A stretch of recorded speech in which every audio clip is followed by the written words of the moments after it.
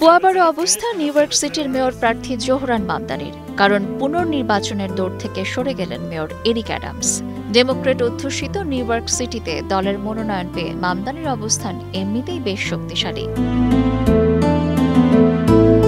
নির্বাচনের মাত্র ৫ সপ্তাহ বাকি, হঠাৎই এরিক অ্যাডামস জানালেন তিনি আর লড়ছেন না ভোটে।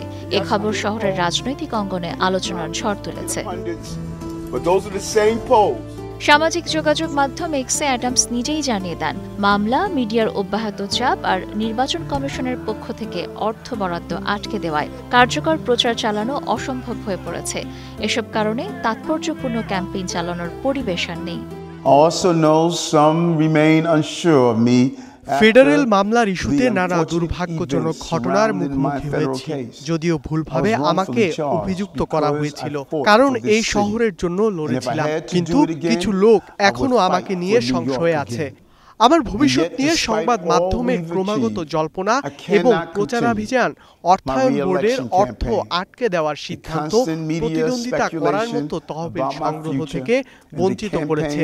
যদিও এটি প্রচারণা রীতি, এটি আমার জনসেবার সমাপ্তি নয়।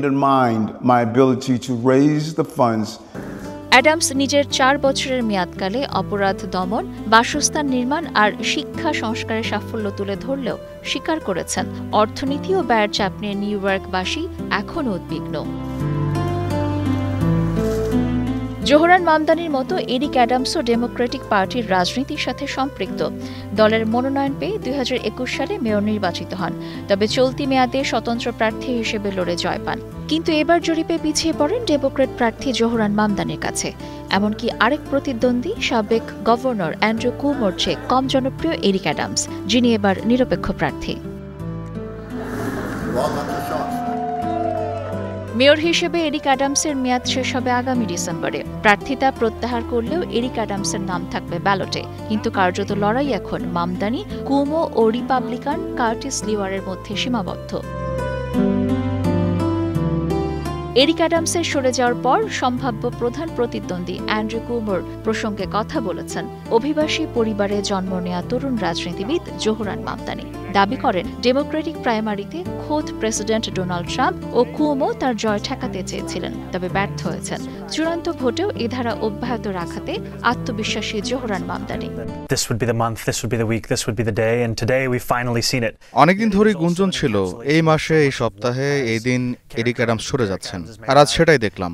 অ্যান্ড্রু কুমোকে আগেই বড় ব্যবধানে হারিয়েছি, সামনেও সেটাই ঘটবে।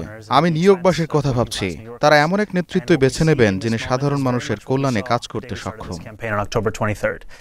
নির্বাচনী ময়দান এখন উত্তপ্ত হয়ে উঠেছে মামদানি আর কুমোর প্রতিদ্বন্দ্বিতায়। তবে বিকন রিসার্চের জরিপ বলছে, হেসে খেলে কুমোকে হারাবেন মামদানি। কুমোর জনপ্রিয়তা যেখানে 29%, সেখানে মামদানি এগিয়ে শতকরা 47% সমর্থন পেয়ে।